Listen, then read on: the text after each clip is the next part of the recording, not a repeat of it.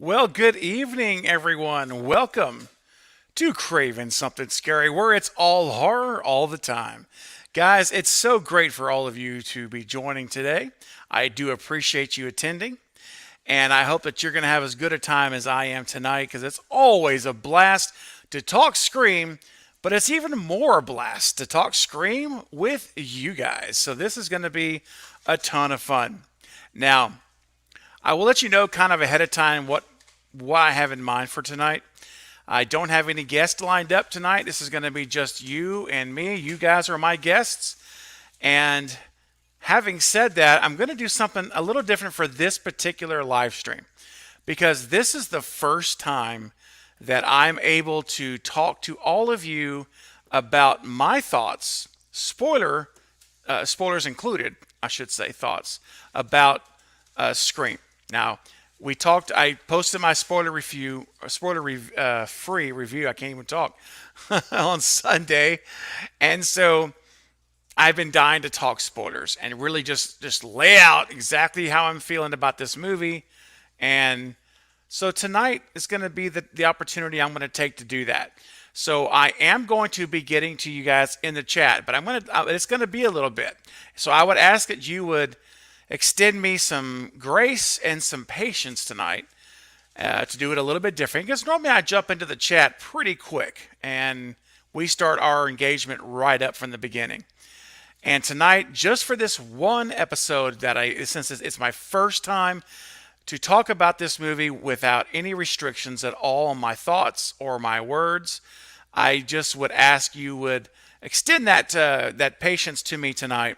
And once I complete, and I don't have a script, I don't do this scripted, you guys know that. I do all of these live streams completely off the cuff with what I'm feeling in the moment, what I'm thinking in the moment, and what you guys are talking about. So that's not going to change, but I do have some things on my mind, okay, that I do want to talk about. There was going to come a point where I will, after I've kind of said everything I want to say, that I'm going to then jump into the chat. And so I'm going to run for 2 hours tonight. I normally sometimes go actually over that, as you guys know. However, for tonight, I'm going to have a hard stop at 7 p.m. Central Time. So just under 2 hours from now, basically. And so we have plenty of time. All right. So I'm going to have a lot of time with you guys in the chat for the second half of the show and probably even before then. But there are some things I want to just talk about. Then I want to get into what your thoughts are as well. So I will say real quickly, as people are starting to load up into the chat, I do want to just say hi real quick to some of you guys, to Austin, Magic Man, Vale, Jen, the Ernie Burt Show, welcome, Julian, Nissan, Jessica, Jason, Marion, always good to see you. Hi, Flying, Florian, and Yusuf, great to see you here, man. Jessica again, great. Jake, good to see you, man. Simon, it's a pleasure that you're here. Weekend, awesome, brother. Glad you can make it, Weekend. Yeah, I never in Random. Great to see you, Random. You know, it's interesting because Payne. Hey, I see you, Payne. Morgan, I see you too, Morgan. Awesome, so great having you guys all here. And I know there's more of you here than that because there's like 30 of you. So, but I wanted to just give you a shout out real quick to all of you who are here that I see that have left me comments. So thanks for being here. Now, you know, I was just about to say, I've tried I've tried some different times and never really sure, you know, what time is going to work the best for everybody. I've done a lot of late night streams, done a morning stream. That was interesting. I did my first morning stream last Sunday, before a week ago, Sunday. And that was cool. And then now we're doing one here at 5 o'clock. So, you know, I just like to keep it varied up because I know everyone has, different schedules. And so I like to kind of vary my schedule up a little bit when I can so that, everyone can attend. Or the most people that can attend, some at this time that can attend at late night and vice versa. So you get it. Anyhow, so here we are. It's Scream opening weekend has just completed. And wow, we did it. We made it. 2 years. Well, for me, it's been 11 years waiting, 11 years basically waiting. But 2 years since we got the announcement, and we finally got there. We finally got to opening weekend. And I'm very happy to say that the film is performing fantastic in the box office.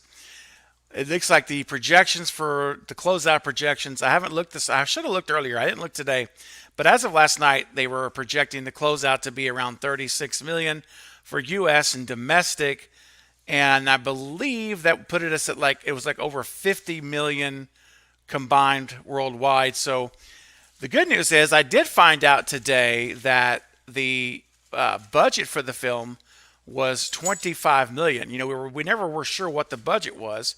We were estimating it to be 35 to 40 million. It was a $25 million budget. So they've already made back their money. It's already doing better than Scream did in the US, because Scream hit 40 million domestically as after it ended its run, and it was a $40 million budget. So it's miles ahead of Scream 4's performance, which is what we talked about before, and I've said many times that needed to happen if we're going to get a new trilogy. And guys, I have to tell you, I think that we can all be very confident right now that we are going to get I won't say a trilogy yet because we don't know what 6 will do, but I think we're confident we can be confident in 7, or in 6, excuse me. I think 6 definitely is going to happen, and we'll see how it closes out in the next 4 to 6 weeks. But I believe that we are trending, I guess you could say for sure, to get that sequel that we were all hoping for. Now, I'm going to share some of my thoughts about the film outside of what I did on my spoiler-free review that are really just kind of how I feel about it. Now, I want to say this too.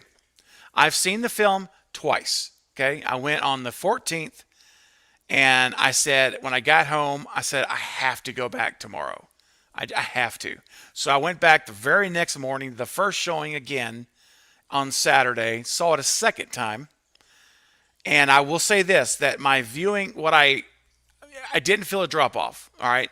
That first viewing that I saw on Friday, there was so much to take in, guys. It was like that, you know, of course I've seen the trailers, as you guys know. I've broken this thing down every which way but sunrise, and I've still, it was a lot to take in, like, because there was so much we didn't know, right? There's so much we did not see, and that's a great thing for a Scream film. So just the overall emotion of seeing it, the feeling of, wow, this just taking it all in was pretty intense. So I said I have to go back and see it the next day for a second viewing to get more tread on the tire in my mind of comparing, not necessarily comparing it, but just like feeling it out. Like, where is this entry going to fit in my personal feelings about the movie and the franchise? So I did, and I was glad I did, because the second time I went, I did notice some things. Radio silence.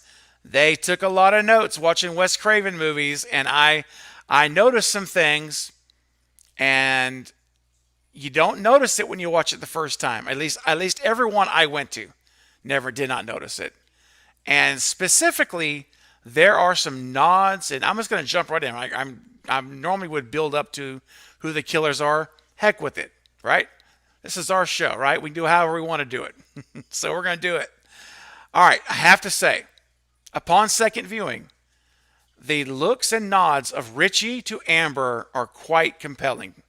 They jumped off the screen. When I saw it the first time, it did not click. I didn't see the connection yet. And having known what was going to happen the second time, it really allowed, I think, me to, and hopefully for all of you who have seen it twice, and go ahead and leave it in the chat in the comment, in the chat, leave a comment, let me know if you were like me in this way. That second viewing really kind of crystallized some things. It helped me see now that instead of trying to take in all of what's happening and not knowing what's happening next, now I can anticipate it. I can see these other layers, right? And I have a feeling that when I watch it a third, fourth, fifth, sixth, seventh, eighth, 10th, 15th, 20th time, the layers are going to continue to unravel like an onion. And I have a feeling that about the 10th or 15th viewing, I'll be doing a new video about this movie again. Not that it's going to erase everything, but I think it's going to add more. That's what I'm saying. So, anyway, what was incredible to me was when Richie would look at Amber at certain times, and especially in the hospital scene, which we're going to talk about that later. It's good. Don't worry. Dewey is going to get the proper respect that he's due. No pun intended, Dewey. He's going to get that on my show, on my channel, because that is an iconic character that I have adored since, well, for 25 years. So, anyhow, I'm not going to spend time on Dewey right now, but I just want to talk about Richie. Clearly, in that hospital scene, after seeing it the second time, when I first saw it, I saw him looking back after Dewey shot Amber, who we don't, at that time we don't know it's Amber, of course. But anyway, he shoots Amber and he gets Richie off the floor and starts to help him walk out. And then I noticed Richie looking back. And when I saw it the first time, I said, oh man, yeah, he's making sure she's not following him because Dewey's head face forward. When I watched it the second time, oh my gosh, I was like, that's not at all what that was. You can actually see the look on his face is very concerned. It's almost a look like, oh crud, this wasn't supposed to happen. She's not supposed. She can't be dead. My plan is ruined. That is totally the vibe I got on that situation there, and I didn't catch it the first time in that way. Thought that was really really good. And then when I got to the elevator, and Dewey was like, I'm going to go back. You got to shoot him in the head. And Richie's the one's like, no, we got to go. Let's just get out of here. He didn't want him to go back. But, of course, we know what happens next. So, anyway, just some things like that. How Amber and Richie looked at each other, even when they were introduced, quote, introduced in the hospital room. There was a look. There was a gaze between the two. It's there. I really think you'll see it. If you haven't noticed it already, guys, it's like jumped out at me the second time. And anyway, so there's some other things we'll get into, but I have to say that the opening, well, we're gonna backtrack now, and the opening attack I thought was fantastic. I thought that Radio Silence brought it back in the opening. It was brutal, savage. We got like one of my favorite kills from Scream 4 was Olivia, and it was so cool to see him pay homage to Scream 4 when Tara gets stabbed through the hand. Like, oh, that's so cool, And it's definitely paying nod to Scream 4 with Olivia's kill. Such a vicious kill, or attack, I should say, and just total brutality. And as you guys know here on the channel, I predicted from the beginning, not from the beginning, but pretty close, and especially in my final predictions, that Tara was, of course, going to survive that opening attack, and that there was not going to be, she was not going to die. So this was some new ground, right? First time we have a Scream film without an opening kill. So Radio Silence took a new angle there. That was different. And I just loved the whole opening scene. The dialogue between Tara and Ghostface, which, by the way, I have to say while I'm thinking of it, hats off to Roger L. Jackson. Those of you who saw my spoiler-free review, you already know that I gave him some props there.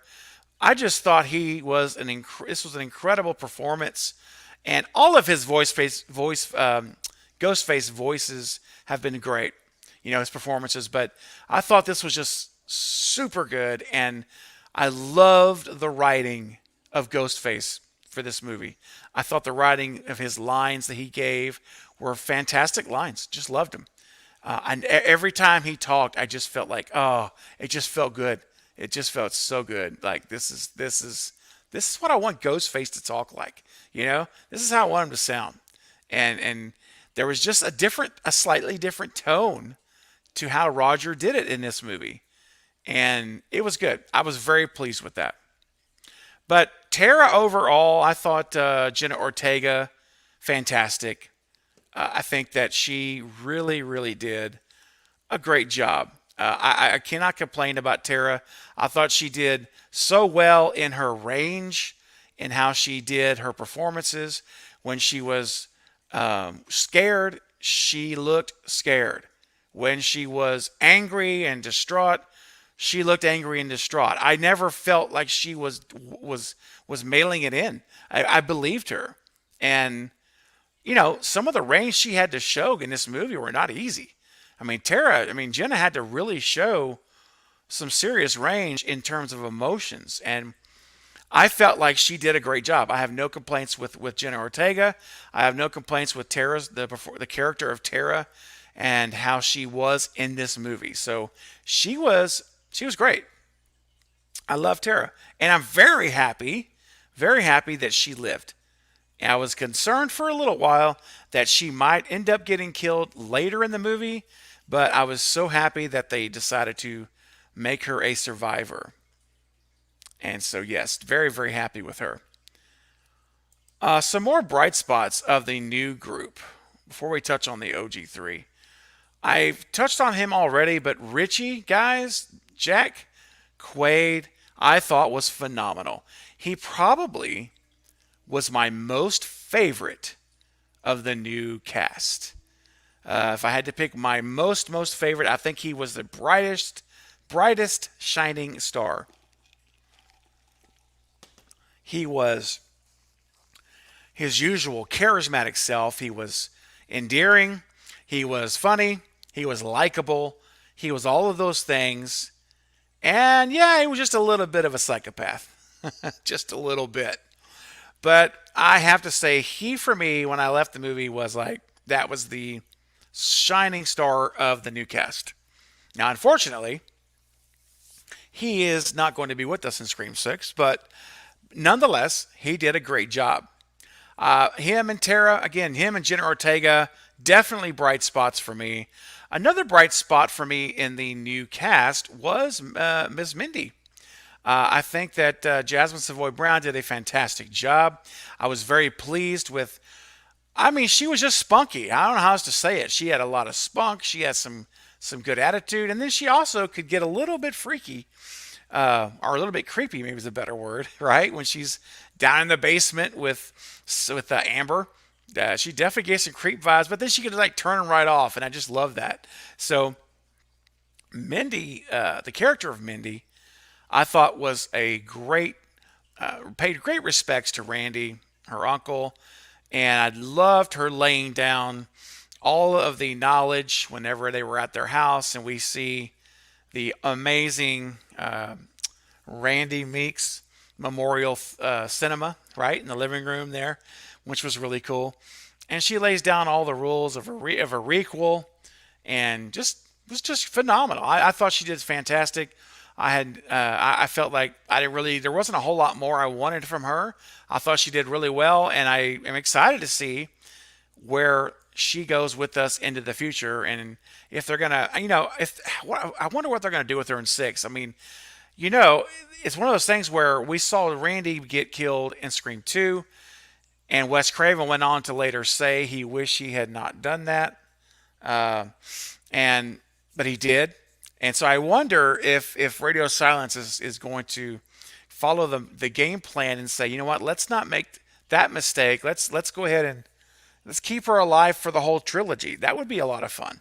So I would be totally cool if Minnie survives the next film. But we'll see what, we're jumping ahead. We'll see what happens. We still got to get the announcement, and we got to get, the rest of the way figured out. But for now, she was great. She was one of my highlights. Definitely one of the highlights.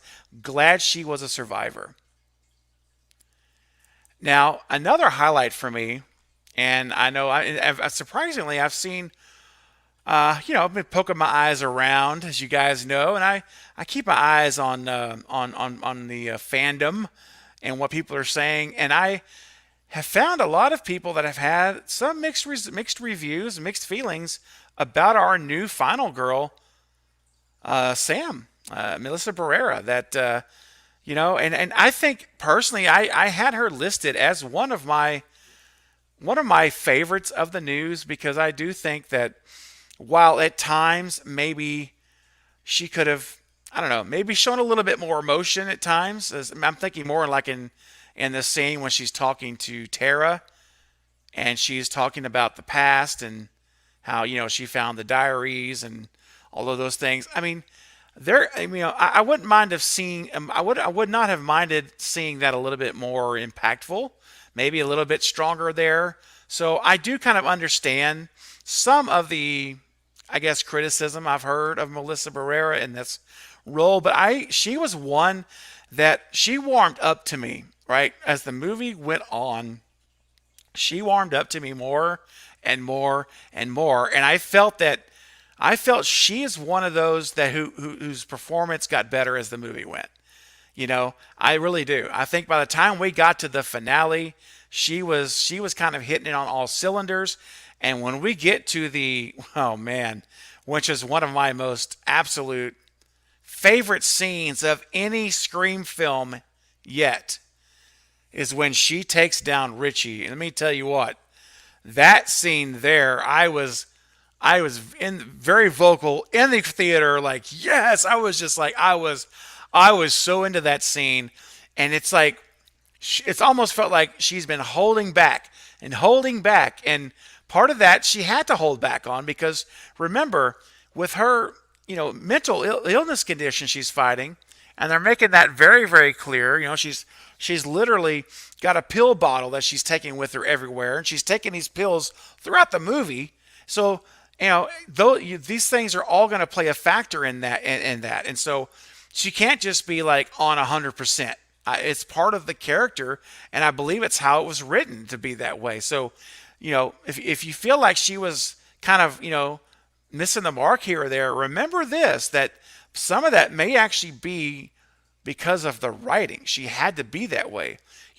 She's not going to be someone who's super got it all together, someone who's going to be, conducting their behavior in such a way of confidence, and all these things. So it made sense to me. And that's why when we get to the end and it's like she sees Billy there and the knife is by the front door and you see Billy in the mirror, I think it was a mirror or whatever it was, the reflection in the house. It's almost to me like she came to a point of accepting who she was. I mean, it's like, okay, yeah, this is who I am. I have got to survive right now. I'm about to be killed. I've already been stabbed. So she embraces her inner Billy Loomis. And man, shoo, when she did, she was incredible. It was like, this is the Sam that we've been building up to from the beginning of the movie. And I thought the savagery of how she killed Richie was amazing. It was insane. And as I was watching it, I'm like, oh my gosh, this is savage. She is just savagery. I mean, just you guys saw it, the aggressive stabbing, just not stopping. It was just fantastic. I don't know what else to say. I thoroughly loved it. So I was won over officially by the movie. By the time this movie ended, I was officially on board, and I like Sam Barrera, and I mean Melissa Barrera, and I think the character of Sam is going to be interesting for the next movie because you could do so many things right now, and there's a part of me that wonders, guys, and I don't know if you have thought about this or if it's something you should think about, but a part of me thinks to myself, what am I supposed to feel about this character? Okay, now this is a character who is seeing Billy Loomis, even on her medication. So obviously her medication's not working, or if that's on medication, imagine if she stops. What's going to happen? I don't know, but I'm just saying she's seeing Billy Loomis. She has now crossed the line and she is now killed. She is killed with the knife. And when she set up after killing Richie and she grabs the knife blade and she does the, wiping the blood off like all the Ghostface killers have, I said, okay, this could be going a whole new direction as this trilogy goes forward. And there's a part of me that is actually wondering if they are setting us up for Tara to be the ultimate final girl. And in 6, we're going to see Sam basically lose control of what her hallucinations are. into manifesting into being a Ghostface killer. I'm telling you, I don't know. Totally just spitballing this with you guys. But there's a part of me that thinks, what if Tara is the long game? What if she's the one, and when we get into the next film, we see a complete unravelment of Sam, and Tara ends up being the one that survives into 7, and she becomes the final girl. I don't know. It's interesting. It's just a thought I wanted to kick to you guys to talk about in the chat amongst yourselves right now while I'm ranting, and then I will see what you guys have to say about it.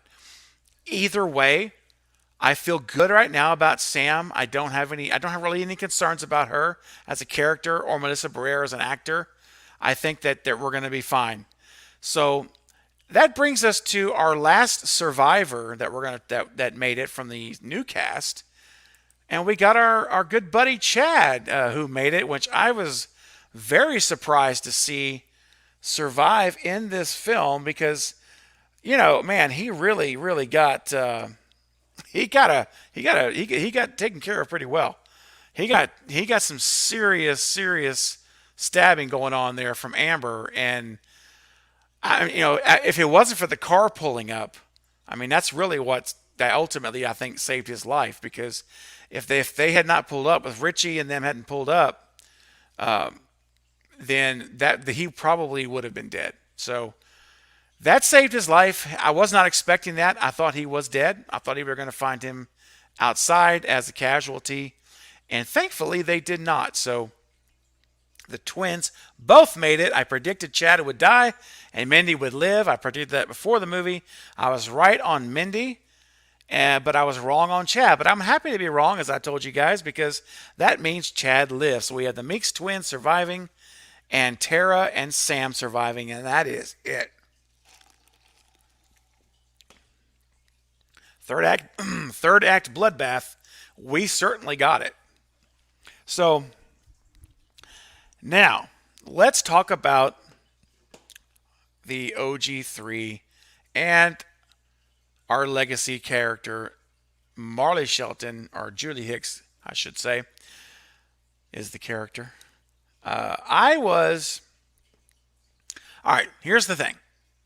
I think possibly, very possibly, in my mind right now, after 2 viewings, I think that this might have been David Arquette's absolute finest performance yet. Or I shouldn't say yet, because he's dead now, but in the movie, his character Dewey, I think this was Dewey's finest moment in the franchise.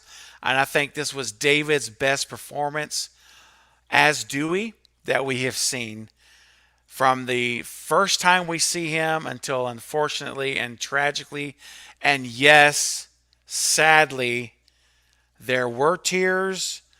I don't care what you think about it. I don't care what anyone thinks about it. I'm not ashamed. There were tears on my cheeks flowing down when Dewey died. I knew there would be, even though I was going in, and I've been saying since October that Dewey will die. He's not going to survive. I just knew it. I felt it all of those months. It didn't matter. You could think of a lot of things in your head, but when you see it happen and you see the impact of that, especially in cinema with music and atmosphere and the whole way it's done, it's powerful. And this was power. It was powerful, guys. And I believe this, though, truly was his best actual performance. It was incredible. And I wanted more of it. I did not want him to go. I'm like, no, don't kill him. Just don't do it.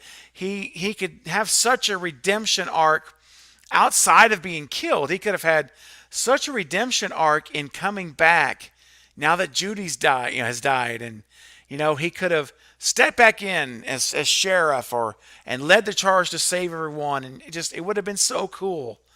And I would have absolutely loved that for Dewey. But sadly, the writers wrote him the way I suspected they were going to do. And we lose our beloved Dewey. But he went out fighting. He went out really fighting hard. And man, I tell you what, when he got to the elevator and I said, okay, okay, I was wrong. I was wrong. He's going to make it. It's there. I'm so happy I was wrong. He didn't die. And then he gives us the line, you have to get him in the head. You have to go back. You have to kill him in the head or they're going to come back. And that at that moment, that was it. I knew when those doors shut, it was over. And then it just became like, oh, like I felt so somber watching that march back when he empties his cylinder of his bullets and reloads, and I knew it was coming, and it was so terrible to see. And then, man, I tell you what, when Amber cut him and with the in the stomach, and started going up sternum, and then gets him in the back with a second knife, and then just cuts him all the way across the back. And then when she gives that line of it's an honor, I'm like, oh, you man, I got so mad, I got so angry when she gave that line killing Dewey, that I was like, oh my gosh, I want this person to die in a horrible death. And I must say, Radio Silence delivered and gave us a proper scene of Amber getting torched in the kitchen, and I loved every single minute of it. And when Gail hands Dewey, when Sydney hands Gail the gun, and it's for Dewey, do it for Dewey, and man, she shot her, and she hits the gas, bumps into the fire, and bam! And of course, we knew it was going to be Amber on fire. It was pretty clear from the trailers, but that didn't matter at that moment. It was redemption. It was vengeance for Dewey, and I was so happy to see her flailing around, and screaming in agony while she's burning. And I said, I mean, this is very, trust me, I don't say these things lightly. That's not a light thing to say. But this is a fictional character, so I can let it rip. But it felt good. It felt real good. And so I miss Dewey already, and it's just, and again, he just did such a good job. He embraced the storyline they gave him, and he gave it 110%. So I think of the OG3, hands down, Dewey is the star. There's just no way. I mean, no one was bad, but Dewey was, in my mind, is the star of the OG3. Hands and feet above, just outshined everyone in the legacy cast. Now, after that, we have Gail, which I thought did a great job, and I thought Sydney did a good job. The only thing with Sydney, I was just wanting more. I just was wanting more from Sydney in this movie, and I don't mean that from Neve Campbell. Don't misunderstand me. I'm saying I wanted more from the character in terms of her story. I wanted more from the writers for Sydney. Now listen, don't get me wrong. I understand this is a very difficult movie because you're bringing in these new cast members and is setting up for the future. And we don't know any of these people. So we have to know them. We have to get to know them. We have to understand who they are. And at the same time, in the same movie, we have the legacy cast. And we have to find out what they're up to and what they're doing and how they merge and intertwine with these new folks. It's not an easy task. And so as a writer, that would not be an easy thing to do. So I get it. So I'm not trying to sound hypercritical of Guy Busick or James Vanderbilt. All I'm saying is that as a fan, of course, I'm more vested. I'm vested in the OG3. I don't care less about Sam and Terry and these people. I don't know them. They are strangers in our neighborhood. We don't know them yet. Now, by the end of the movie, we get to know them a decent amount. Not as much as we're going to, obviously, as the next films come. But we got to know them enough, and for me anyway, to know that I like these four people. I like Sam, I like Tara, I like Chad and Mindy. I like these people. They can stay, they can stay. But this is the neighborhood Wes built, and Sydney, Gail, and Dewey are the caretakers. So, of course I wanted to see more because they're my people. Those are my peeps, man. And I'm sure you guys probably felt the same to some degree. But you can't have a 4-hour movie. And I understand that too. There has to be you just have to make sacrifices. So, given what happened to Dewey, I'm glad he got the screen time he got. I think that was deserved. And that I would have been disappointed if it had been less. I thought Gail did great, and I thought Gail and Sydney were great in the screen times that they had. I had no complaints about them at all. The only complaint I had was, give me more. Add me another 15 minutes. Give me 15 more minutes on this movie, and then it's a much more balanced out. We could have done a lot more. And remember, the initial cut of this film was 2 hours and 27 minutes. And so that kind of leads me naturally into my next segue, which is the pace of the movie.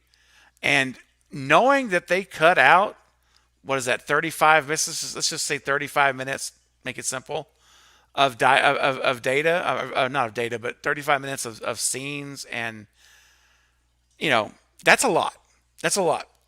When you cut down 35 minutes, you're 30 to 35 minutes. You're going to have to pick and choose where those minutes are cut from. So you're going to have to cut from some from so here, some from here, some from these scenes, some from these characters. And I think we saw it was pretty clear throughout the movie. Like we saw Vince's opening attack. And I think that, I've heard like Killjoy Jake, who's part of the collective, he's mentioned this as well. And I've talked about this as well with other folks. And I think maybe on one of the live streams I was on as a guest recently. But you could tell that scene was cut. That was a chopped up scene.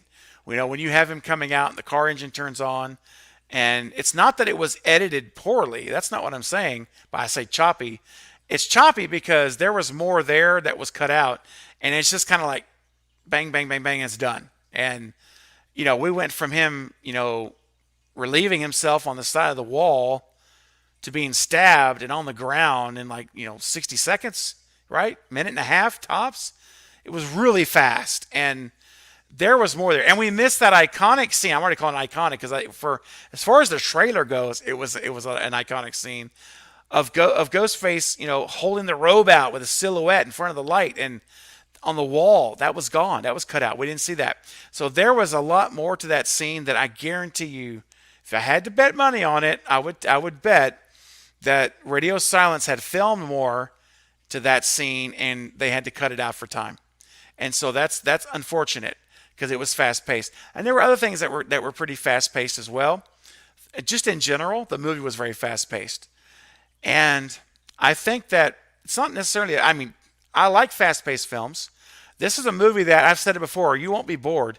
You're going to watch an hour and 54-minute movie, and I swear, you will feel like it's 20, 30 minutes. When it's time it's over, it's just bang, bang, bang, bang, bang, bang. It just never stops for me. That's how I feel about it. And the pace was great. It was very much along the similar lines that Radio Silence had for pacing in Ready or Not. So if you guys have seen Ready or Not, I think that you'll notice that it's very similar pace, very quick. And I think that's just Radio Silence. That's their style, right? All these filmmakers have their own style and pace to how they make their movies. James Wan has his style and pace. Wes Craven had his pace for big time, which was masterful, if you ask me. But yeah, in Radio Silence, this is how they do it. But having said that, I've heard some rumors, some talk that there's going to be possibly a director's cut released on Blu-ray. And so that's what I'm hoping for, and would love to see this in its original form. And I bet you with those additional 30 minutes of scenes, it's going to be probably, it may be a game changer in terms of these characters. But anyway, we don't have it right now, so we're going to go with what we've got. I thought the pace was good. I thought it was great. But one thing I did miss, though, was some of the character development. It just was cut way short, right? It was just cut way short. And some of those characters, for me, it hurt. And I'm going to give you an example. One of the characters that I was least impressed with was the character of Amber. And I know a lot of people really like Amber, and I can see like I see why. I mean, it's not that I don't see that there's some things I like, but I'm just saying if I had looking overall at the cast, she is one that I thought lacked. And again, I don't think it's Mikey Madison as an actor. I think it's the script. I think it's how they wrote the character of Amber, because it wasn't very hard to know she was going to be a killer, because the entire time she's on screen, with rare exception, she is always angry. She's always got a frown. She's always kind of very aggressive towards Sam. It's just like, dude, it's like, okay, all right. I mean, there. Let me give you an example. Okay, polar opposite of Amber. You have Amber over here. On this side, you have Stu Macher. Now, it's not fair to compare Amber to Stu, because honestly, there will never be another Stu. Let's just be honest. He's untouchable, period, in the franchise as far as I'm concerned. But I'm using him as an example just to say, as the way Stu was charismatic, he was fun, he was, there was a certain thing, an intangible that Stu had, that you loved this guy. He was just, you were drawn to him, and he was a great character, and he was a great psychopath, and he was all of it. He was what I consider to be the 100% full package. That's the top of the line right there. There's never been another one like Stu since then, and there never will be. So I never expect any of these killers to be Stu. But Amber, if you look at her character and how she acts, and I say acts, I'm talking about the character, not the actor. Okay? I'm talking about the character. She is so opposite, the absolute opposite of a Stu Macher. She has no charisma. She has no personality. She is angry. Stu was always smiling. He was happy. He was joking around. Amber is frowning. She's almost growling. She's just. And I mean, I remember like the scene, when they come to the house, like, you brought her here, and it's just every time I saw her, I'm like, gosh, she's depressing, man. She just is unhappy. So her being the killer, I mean, yeah. And again, it's okay if you figure it out. I'm not one of those people who are like, oh, if you figure out who did it, the movie stinks. That's not me. I've never said that, and I never will, because just because you figure it out doesn't mean it's bad. Sometimes it's blatantly obvious who it is, like, Billy Loomis, and the fake out was great in Scream 1.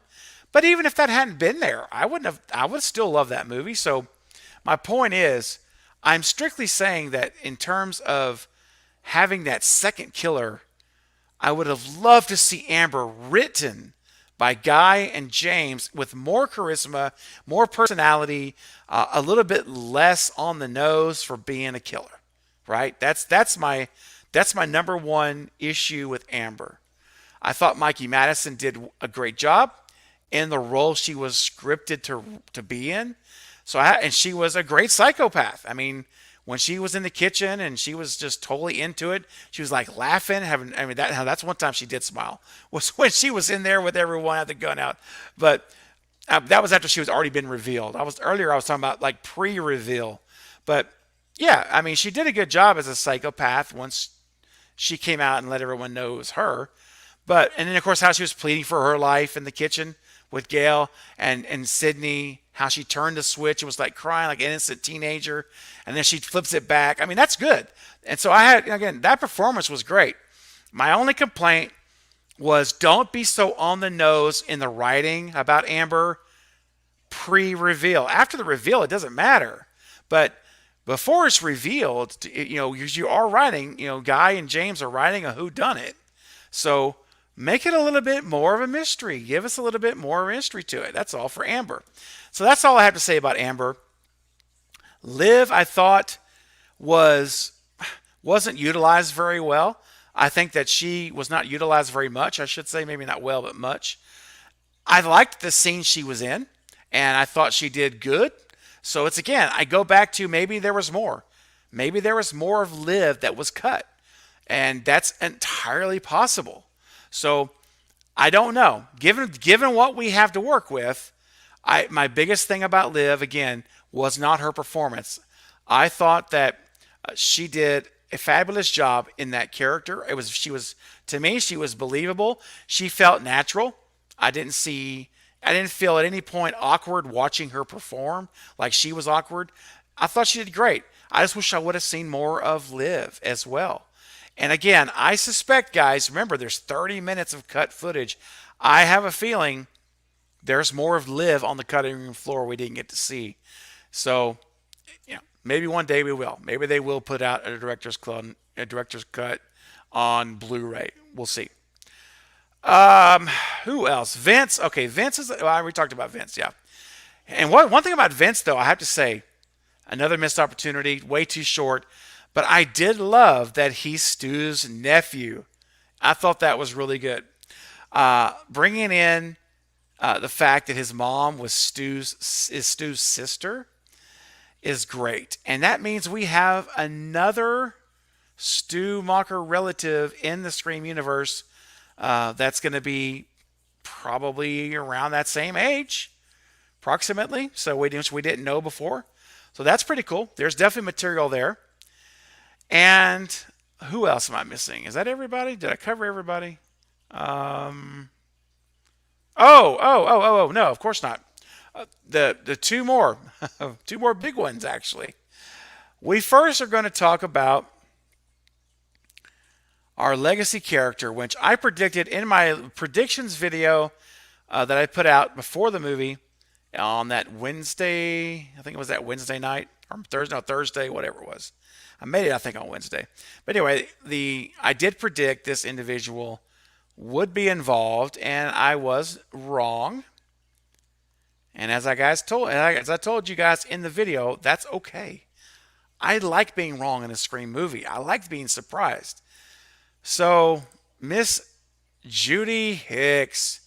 And, I said it in the predictions video, and I'll say it again now. I still hold the position that not having her be involved in some capacity, and I was advocating for her being the mastermind behind the killings, but not having Judy Hicks involved was a missed opportunity. And I still believe it was, and I will always have the view that it was a missed opportunity. You have a character, excuse me. You have a character going back to the first Scream in high school with Sydney, Billy, and Stu. She is the bridge to the past and all of the knowledge, plus being the sheriff. So much potential for Judy Hicks to be involved and be a catalyst for this. But unfortunately, as we all know, she was not. She was killed fairly early in the movie and in a very vicious fashion. Of course, most of them were all killed very viciously. We'll get to Ghostface in just a little bit towards the end here of my portion before I start looking up your guys' comments. So I haven't forgot about you guys. For all you who have joined late, I'm giving my initial thoughts, spoiler thoughts of the movie, and I'm not even looking at the chat right now, so hang in there. I appreciate your patience. Once I get this out for you guys to talk about, and then I'm going to come back and let's look and see, and we'll start going through it, and I'll start talking about your guys' thoughts in the last hour. Anyway, Judy Hicks was a missed opportunity. Great kill.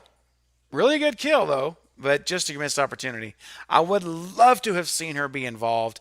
Being the mastermind is what I would have liked. But it didn't happen, so bye-bye, Judy Hicks. I was glad we were able to see her in Scream 5 one more time. And for the limited time she had, again, she killed it. She's a great actor. Marty Shelton's fabulous. And She was fabulous in this role. Again, I wish it would have gone longer. Again, I wish we would have had more from her as well. But it is what it is. So the next person and the final person I'm going to talk about, I don't believe I have here. Let me get an image pulled up for you guys. Give me a second here.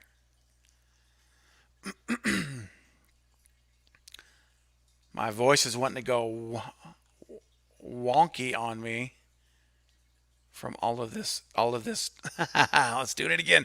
All of this talking. All right, here we go. So the last one I'm going to talk about is that I haven't talked about yet is, of course, Wes. And Dylan Minnette did a great job. I enjoyed it. It was, again, a smaller part, but the parts that he was in were good, and I thought that he delivered. I had no complaints with Dylan. I would have, I would have definitely loved to see more of him again. As I keep saying, it's a kind of the common thread here in some of these new people, or even the OG. But I would like to have seen more. I do wish his death would not have come early, but at the end of the day, people have to die, right? People are going to have to die sooner than later, because otherwise, later never gets here. We have to, we have to have people die. So I understand. But as you guys know, I did predict that Wes was going to be a survivor. I thought he would survive to the next movie, mostly because he was named after Wes Craven, and also because he's a Hicks. And I thought to myself, if Judy was the mastermind, they're going to kill her off. So let one of them live. So let Wes be the survivor. Let him continue on in the franchise. But it wasn't meant to be. They were both killed at the same basic time, just minutes apart. And the only thing I'm thankful for is that Wes did not have to see his mom's body. And I mean, I felt for Wes, and I'm like, it would have been terrible for him to have seen his mom's body, then only to be killed next. At least he died not knowing if his mom was alive or not, so there was a hope for him. But just the visual of that would have been terrible. So I'm thankful that that didn't happen. But what about that death of Dylan? Oh my, of Wes. Oh my gosh, very brutal. Very brutal stabbing through the neck. Very intense. Very intense. You guys just got to forgive my voice. I'm nothing I can do about it. It's going to be a little crackly, so if you can put up with it, I can put up with it. Anyway, yeah, so Wes was great. But did you know how when we got to Stu's house and they were doing the memorial for Wes? And I hope that all of you who watched the movie, and I'm sure you did, but if you didn't, I hope you all picked up on what that was about. That was not about Wes Hicks. The banner hanging up for Wes, and then Chad saluting. And I get chill bumps right now. I swear I got chill bumps right now just talking about it. When Chad salutes has everyone and salutes, this is for Wes. And man, that was so obvious that Radio Silence was taking that moment to honor Wes in the film, on screen, not just in the title card later, which was great too, but to see it actually in the screen, on screen, or rather, that was great. So anyway, those are my thoughts on the characters. I don't believe I've left anyone out. Let me check my full cast, because I've been talking about all kinds of stuff.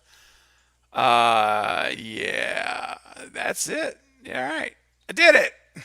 That was hard. That was almost an hour. Okay, now, last thing I'm going to say until I get to the chat is that I want to say this. I loved Ghostface, irregardless of who's in the costume. The character in the movie, Ghostface. I loved Ghostface in this movie. I loved the brutality of the kills. I loved the insanity and savagery of some of the kills in this movie. And I think that we probably can kind of figure out that the one that was doing all the really quick chop, chop, chop, chop, chop, chop was Amber. and that Richie was the one, I believe, that was doing the more traditional, slower, kind of like, Vince, the slice of the neck, and Wes through the neck. Again, gonna have to look at it again when I have it on Paramount Plus, when I can watch it 10 to 15 times the first week. I'll be binging it multiple times a day to to really get it immersed into my system.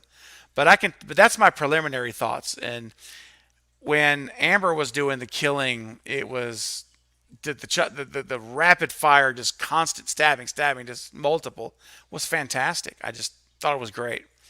And one more time, I have to say, when Sam said, "Don't mess with the daughter of a serial killer," and she went to full-blown psychopathic mode, it was brilliant. It was fantastic.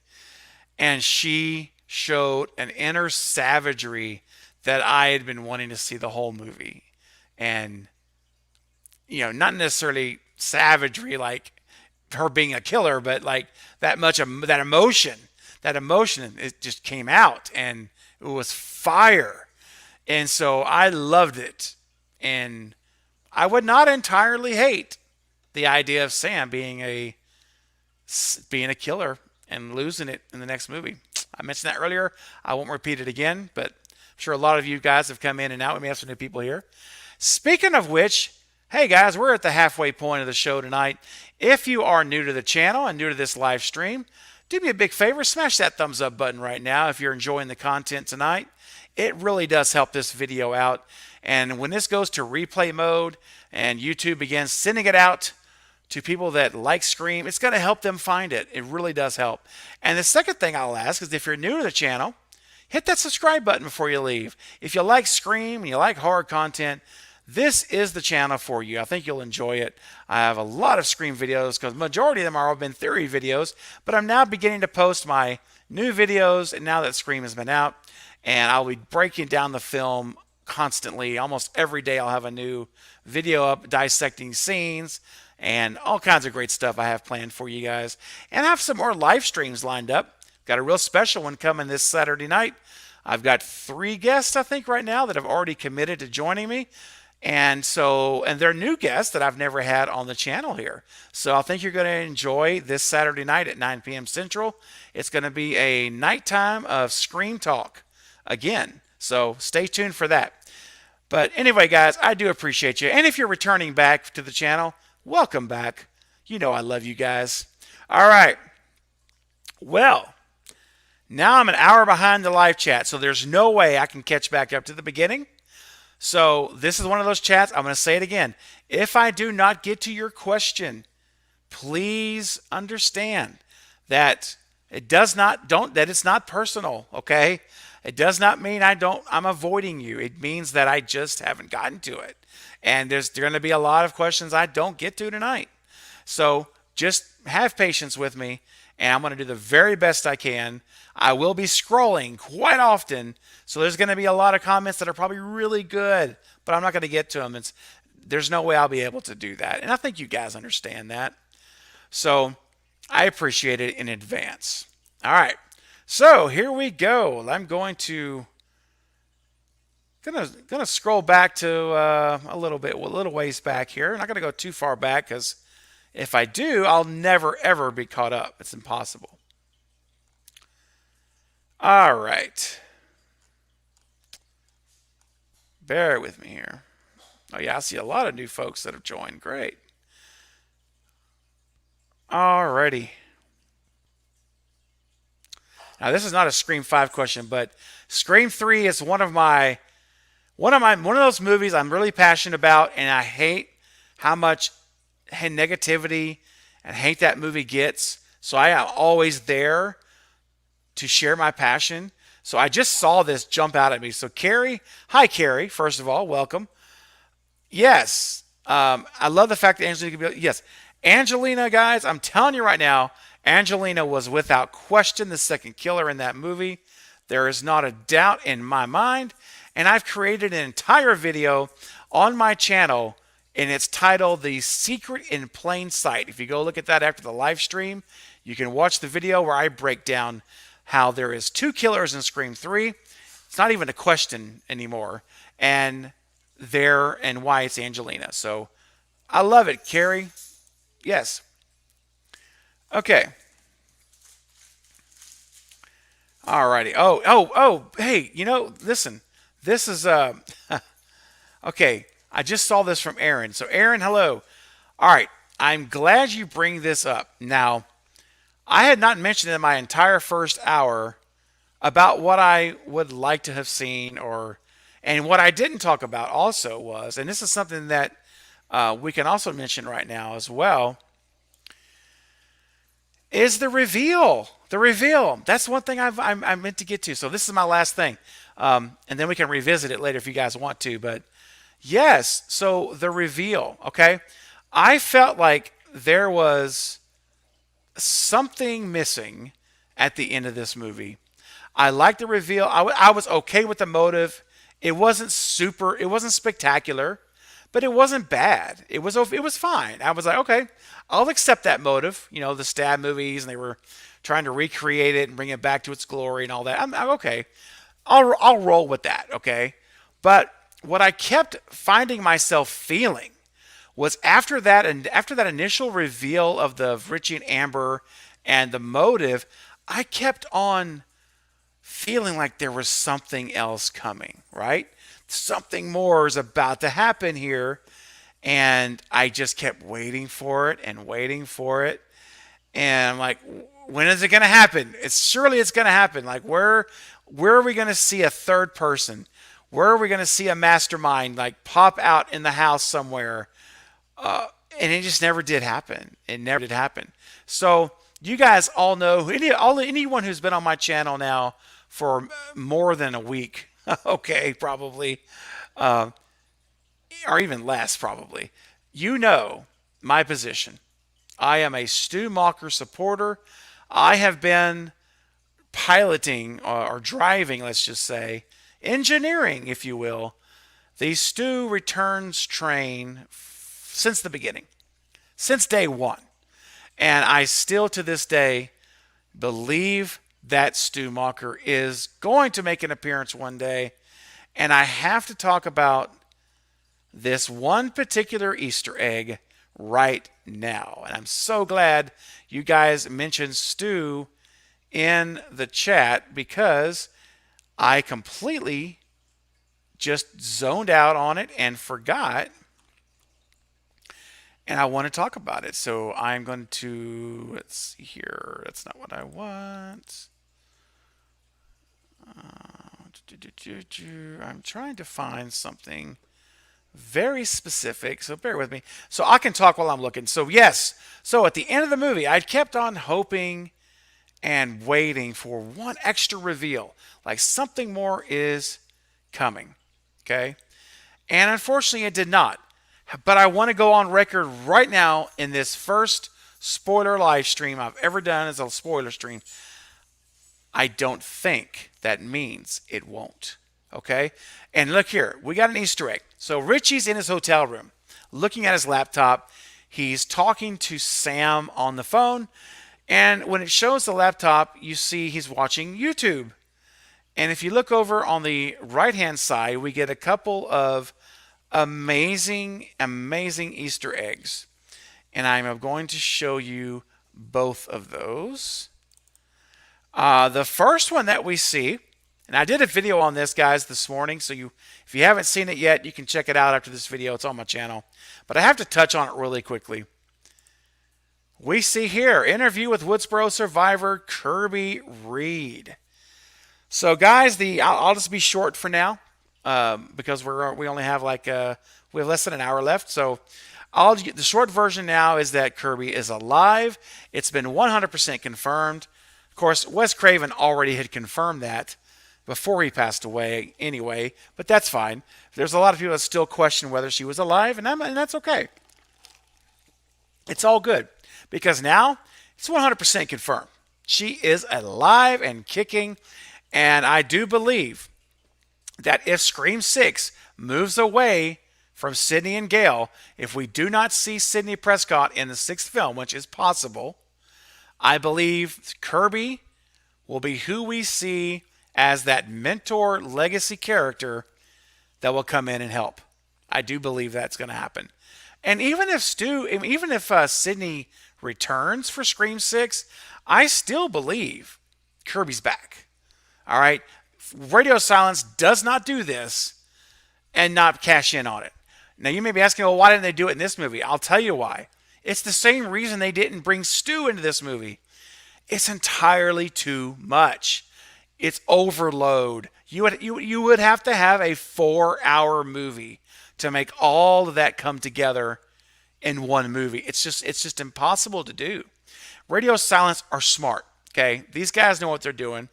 They can't overload us with all that at one time. So what do? They do it the smart way. They give us an Easter egg that says, hey, here's a foundation for our next film. Guess what? Kirby's alive. Uh-oh. Okay. So they were able to tell us without having to tell us and make it a thing in the movie that would distract us and get us and eat up more screen time, which they already don't have. And I'm already talking about how the development of characters was limited because of the runtime. So they cut out 35 minutes. So if you film Kirby, now you're cutting out 40 minutes, or you're cutting out it's just no way to do that economically. So this is the way you do it in a smart way. You drop Easter eggs. So what do? We have Kirby.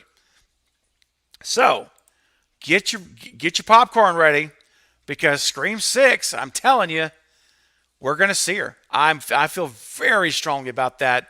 It's the reason why we have the Easter egg. If they weren't going to go there, they just wouldn't go there. There's no need to. Now, next one. The one I'm more passionate about than Kirby, and have been passionate about for 25 years. Ladies and gentlemen, you already know. It's time to get on that Stu train. Now, guys, we didn't see Stu in Scream 5. I had hoped that we would. I made a whole video, The Case for Stu. Go check it out if you haven't seen it yet. It's a plausible case of how Stu could have come back, but he did not. But that doesn't mean he won't be coming back. Okay? Just because he's not back now, that does not mean he's never coming back. Absolutely not. In fact, if you want to ask my opinion, I feel more like what's the word I'm trying to say? I feel more strongly, let's say it that way, that Stu is coming back now than I was before the movie, which was pretty strong. But now, I feel even stronger. Why? For two reasons. The first reason is that anytime Stu is referenced in the film, now I'm going to say this, I've only seen it twice. But in those two times when the name Stu came up, my ears were at full attention, let me tell you. I was ready to listen to any and every comment about Stu because I was waiting to hear something and making sure I didn't hear him being referenced to as dead. Well, guess what? Never once in the movie when Stu is mentioned is he ever referred to as deceased, dead, he died, he's gone. Nothing like that. Nothing like that, ever. And I listened both times I watched it to make sure I didn't hear any of that. No. Now, when we hear about Stu's sister, there's no mention of Stu being dead there, or his nephew Vince never being mentioned there either. So that's the first reason why. Okay? Radio Silence could have easily had one line of dialogue. That's all it would have taken. All it would have taken was one of them to say, "Oh yeah, that's Stu Macher's nephew. Now he's dead too." Bam! There it is. It's over. The Stu coming back outside of an hallucination or dream, which that could have happened. But as far as any chance of him coming back as the real Stu Macher, that would have ended it. Never did that. And then we get on that same screen of the laptop Richie has pulled up on YouTube, we have this amazing Easter egg. Did the real life Stu Monker survive? Question mark. And the name of the channel is True Crime Conspiracies. Now, it looks like conspiracies. Yeah, true crime conspiracies or conspiracy stories. Either way, it doesn't matter. True Crimes Conspiracies is definitely part of the title of the channel. Okay, so yeah, great. I see. That's exactly where I would want it to be. Because if you heard my theory or on Stu, my thought was that after Stu went to prison or went to the psychiatric facility for criminally insane or whatever, when he's locked up, then this Woodsboro is a small town. Remember, Woodsboro is a small town, and when you live in a small town, because I've lived in a very small town, and listen, everyone knows everybody's business, and so I said, what's going to happen here is when he went away, his parents were so dealing with the shame and all of the press and everything that was going on. So what they simply did was they began starting up. They just began telling a lie, saying that Stu had died. Stu had died in the facility. It's not that far fetched to think that people die in prison and in criminal facilities all the time. So they started telling everyone he was dead. They didn't want to deal with talking about Stu and being asked how Stu's doing, so they didn't. Well, 25 years later, that lie has become true. It's become a legend. It's been passed down. The parents have told their kids that are now teenagers, in the town, the legendary Woodsboro murders that have learned about it and heard about it. They know now. So as far as they know, Stu is dead as well. That's what they've heard from their parents. So yeah, it would be a conspiracy at that point. So that makes sense. And I love here that we see it's episode 118, which, guys, remember what the significance of that is? It was scene 118 was the finale of Scream 1. Scream 96 was scene 118. All the shots they filmed for whatever it was for 3 weeks at Stu's house, that was all scene 118. So I love that it's episode 118. It's a really cool Easter egg. But yeah, so here we go. So the reason I bring that up, and I'll move on now after this to your comments, is because we now see that in the Scream universe, not just our world, but inside the Scream world, there is doubt that Stu died. And the fact that there's doubt inside of the Scream world just reinforces to me how probable it is, how possible it is that they could bring him back. Now, I've heard people say, "Oh, they're just paying a, homage to content creators like myself and like others who talk about theories and talk about Stu being dead." And I think that, yeah, you are, and because there's good reason for that, just like there are good reasons in the Scream world. So, I'm telling you guys, don't sleep on Stu. It's not done. I'm telling you, it's not done. And just by seeing that in the movie and seeing how they talked about Stu, it just did nothing but give me more confidence. Now, it may not be in 6. It may be in 7. It's all about how they're going to write it. And also, finally, Randy Meeks, or I should say Jamie Kennedy, today, he posted a video, I think it was from today, I watched earlier, where he gave a reaction to watching Scream in the theaters, Scream 5. And he mentioned he was with Matthew Lillard, Skeet Ulrich, and himself in a Comic-Con, one of his conventions. And in their conversations, it was revealed, Matthew revealed that he had received a phone call from the producers of Scream 5. And guys, I'm just telling you, that phone call could have easily been something like, "Hey, we want to bring you back, but it's not going to happen just yet. It's not going to be in 5. We're laying some groundwork. We want to bring you back in 6 or 7. I'm telling you, there's something there. Where there's smoke, there's fire, and there's a lot of smoke. All right. So, now, I'm going back to where we are now in the comments. All right, let's see here. I'm going to start back about 20 minutes ago, and let's see what you guys have got in the comments. I've got another 40 minutes with you guys, so we got lots of time. Lots of time. Okay. All right. Crown Jewel, the CMU Ghostface. I feel like Sam and Tara Closet scene was cut short. I feel like there was more in that scene, and it just suddenly cut back to Sydney. Yeah. Hey, listen, it's very possible. I'm telling you, there's there was a lot cut. I think we know there was 30 plus minutes were cut, and so I have a feeling that we're gonna see in the director's cut if we get it. Uh, we're gonna see more. We're gonna see more. Irish, hey, no, sir, I'm not reading the comments. I am now. You may not. I told you. I mentioned it earlier. You probably weren't here. I mentioned it earlier that the first hour I was going to be just kind of giving my initial thoughts. So yeah, but I'm here now. I'm in the comments. Oh, thanks, Xanadu. There you go. I appreciate that. Yep. All right, Weed Man. Hello, Weed Man. I was disappointed with Wes's death. I thought he was wasted, but I understood the thought behind his character being linked to Wes Craven. Yeah, I know, man. I totally get it. I wanted him to be a survivor. I did, but it does make sense.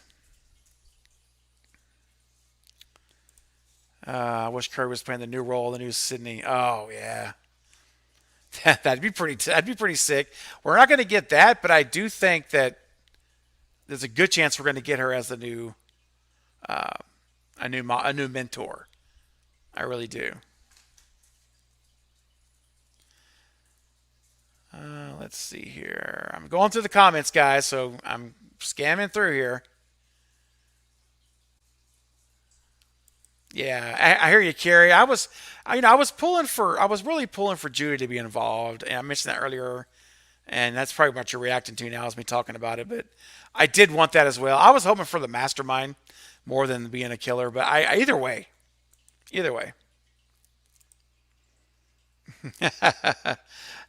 Hey, did you guys love that Easter egg on the fridge whenever Wes saw the note that said that Judy left, said lemon squares in the fridge? Wasn't that great?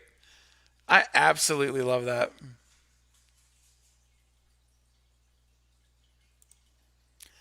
And you stop talking about Scream or Ghostface will get you. I've managed to elude Ghostface for 25 years, man. So hopefully that will continue. So this is a great question, guys. What's up, Greg, in the movies? Good to have you, man. Yeah, what will it be named next? Man, I swear, Scream 2, if they go to Scream 2, I'm going to be like, come on, man. Please don't do that. You've done it once. Okay, you've already done it once. We've already got two Screams now. Let's don't repeat this. So I believe they almost have to go with subtitle. Yeah. I think they're going to have to go the Halloween route with Halloween Kills, Halloween Ends. And I don't think they're going to copy them, obviously the names, but they're going to have to follow that what they're doing with Halloween. I really believe that.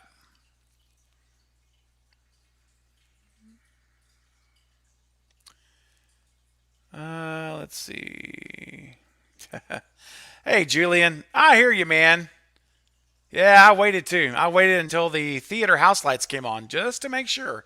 But did you guys notice, though, after the final scene of the film, when they're at Stu's house and it's fading out like it mirroring the first 96 ending, I'm sure you guys all saw the Ghostface flash wiping the blade off, right? Which mirrors also what Wes Craven did with Scream 1 and 2, which was their way of telling us that there's more to come, that the story's not finished yet. So I love that Radio Silence did that ghost face flash at the very end. I thought it was so great. All right. What's up? Hey, it's all right being late. We still got another 35 minutes plus minutes. We're going till 7 p.m. Central Time. So you're good.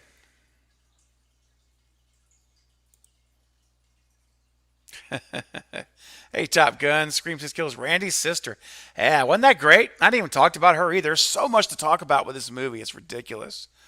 It was so great to see Martha Meeks. We'd been rumored she was going to be in it. We knew she was there when they were filming, and it was so good to see that she was in there. So good. Hey Xanadu, yeah, all the door jump scares of Westerns were wild. Yeah, I liked them. I've heard people complaining that they thought it was too much, it went too long. I'm the opposite. I'm just the opposite. I didn't think so. I thought it was great. It was great tension building because you just know it's coming, right? You're just waiting for it, and bang, nothing happens. And then the next one, you're just okay. Oh, here it is, and it doesn't happen. I thought it was great. I had no problem with that sequence with Wes in the kitchen and all the door scare, the non jump scares that didn't happen. I thought it was great. Oh yeah, Carrie, totally. Mark Kincaid, yeah, that's great. Another great one I forgot earlier. Sydney's with Mark Kincaid, and I just love that they are back. They are together. It's so awesome. Love it, love it, love it.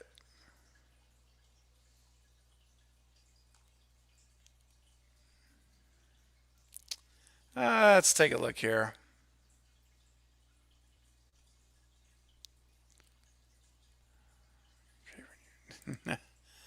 Craven, you rock horror. Thank you, brother. Thank you so much.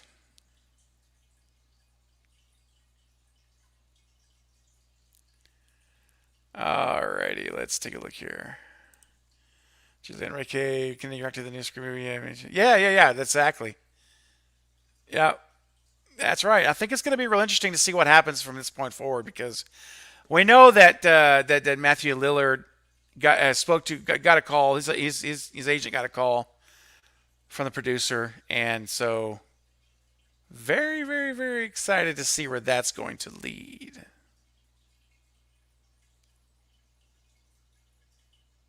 I'm just reading some of these comments. Uh, what's up, Conrad? Good to see you here, man. Yeah, that line, yeah, that Sam gave. Um, yeah, don't mess with the daughter of a serial killer. Just don't. Oh man, that was a mistake.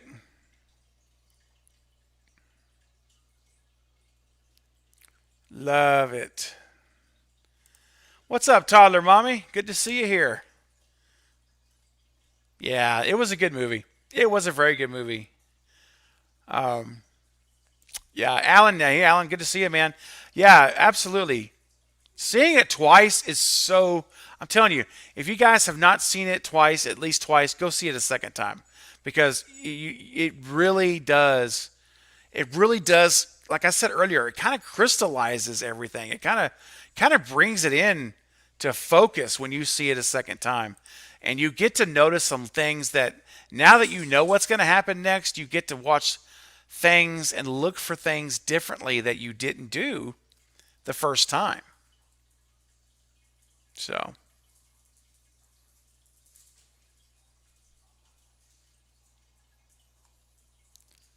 like Amber is the killer, but the reveal was so bad. I mean, it was okay. One thing I mentioned in my spoiler free review, I was disappointed that we did not get at least one Ghostface reveal in a costume, because Screams 2, 3, and 4, at least one of them, we got to see them take the mask off. And I have to tell you, I really enjoy. I've come to really enjoy the looking forward to seeing the killer in costume and seeing the mask come off and seeing if I was right, and I love waiting to that last second when they take it off and did I get it right or not. And I really did miss not having that moment in this movie.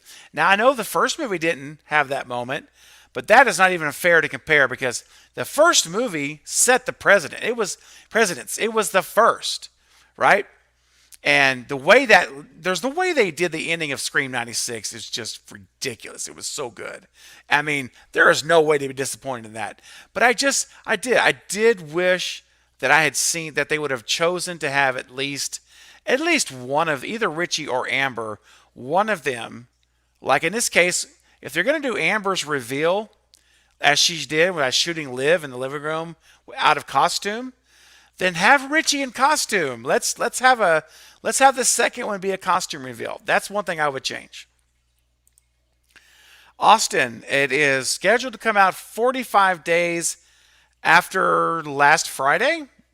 So that should be February the 28th or March the 1st. Depends how you count it. It's going to be, unless they move it up. As of right now, I've seen nothing that says they're advancing it earlier. So right now, I would tell you it's going to be February 28th or March 1st. And trust me, the moment it hits Paramount Plus, I'm buying it. Whatever I have to do, I'm going to be getting that sucker loaded up. I'll be buying the Blu-ray too. You got to buy the Blu-ray to get the uncompressed audio for your home theater. But either way, I'm getting that on Paramount Plus as quick as I can get it. I'm getting it and watching it. I'm going to watch it between 10 and 20 times the first week. That's my goal. My goal is to clock in at least 10. That's over one per day average. But 15, I'd rather be more like around 15. That's twice a day. So if I can watch Scream 4 twice a day for 7 days straight, then that'll have given me 16 viewings. So I think at that point I'll be really, really into the rhythm of the movie, and probably will see some things differently by then than I see them now. Hey, Irish, thank you. I appreciate that, man. I really do. Appreciate you. Melissa Barrera is one of the best-looking women in Scream history. Yeah, I can't argue with that. Denisha in the house. Hey, I'm glad you're here. Hey, we still got 30 more minutes. You're good. Speaking of which, I'm running 30 minutes behind on my comments, so I need to start.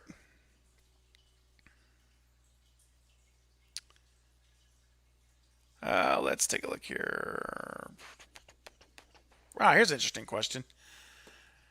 Do you think a third could have been involved in the killing, in killing Vince? Oh, okay, because Richie was in the hospital and Amber would have been with the rest of the group. So, yes, I'll say that first. I was thinking, processing it. Yes, it's possible. Yeah, it is. It's also possible it was the third killer that was outside of Tara's house. Outside of Amber's house. That's possible too. So yes, I say yes, it's possible. Now, the only thing about Vince's killing is that, and it's interesting, is that I don't know. We know that Modesto and Woodsboro is within driving distance. Obviously, they drove there. We don't know. We don't know how far it is though. So it's a fictional town. So there's no way we can't put Google a map. So one of two things could have happened here. So it could have easily been Vince that was there that night. That was already driven. He already was in Woodsboro, and so he could have come and killed Vince and gone back to Modesto to work the next day with Sam. That's entirely possible. The other option would be Amber. The thing about it is, look, with the third killer idea, if we don't know the situation, we don't know if Amber drove herself to the bar, or we don't know. We just don't know. And so it's possible Amber still could have killed Vince, because remember, they all had to leave, right? So it's possible that everyone got in their cars. They never let us see them walking out of the bar, getting in their vehicles, driving away. They never show any of that. So it definitely could have been that everyone leaves. Vince hangs around because he's got to relieve himself, and everyone else takes off, and Amber's still there in the parking lot, and she just throws the robe and costume on and then runs behind the car, right? And runs over there because you see the image of the flash in the parking lot. So it's not, while yes, it's possible there is a third. It is possible. It's also, in my mind, It's equally possible that it was Richie or Amber. I just can't. Now, if there was a situation where we know Modesta was like, I mean, 1,000 miles away, 800 miles away, whatever, some ridiculous number that would take a lot of driving, then like hours, like 8, 9 hours, something like that. That's different. But we don't know. It could literally be an hour away. It could be an hour and a half away. It could be 2 hours away even, and that's still easy to drive. So great question. I think I could say I think it'd go either way. We don't know. It's just one of those things we don't know. So I think that any ideas of a third killer are plausible, and I highly encourage you guys to start thinking of third killer theories because none of us can rule it out. But we also cannot rule out that it was just Amber and Richie. Great question. All right, I'm going to scan through a ton of the comments. I'm not even reading them. I have to do it, guys. If I don't do it, I'm no way I'm going to. It's just impossible.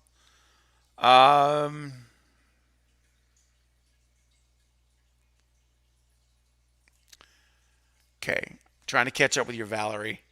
I'm thinking Radio Silence, wanting to maybe bring Craven's original idea for Scream 3 to life. I mean, you already know, I would absolutely adore that.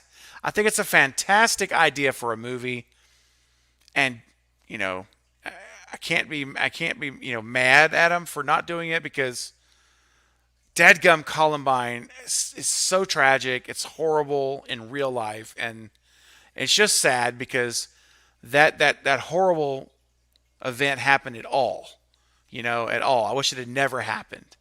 Not for a movie, but for obviously the people's lives. My gosh, that's what, of course. But having said that, I mean, it's just the timing of it all. It just ended that idea. They just had to shelve it. But you know what?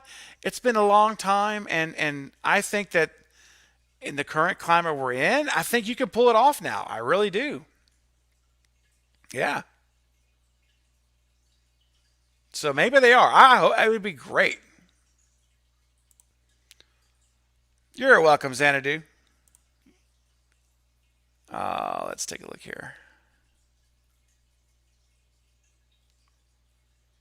I wasn't mentioned at all. Scandalous. Who organized it all? What do you think?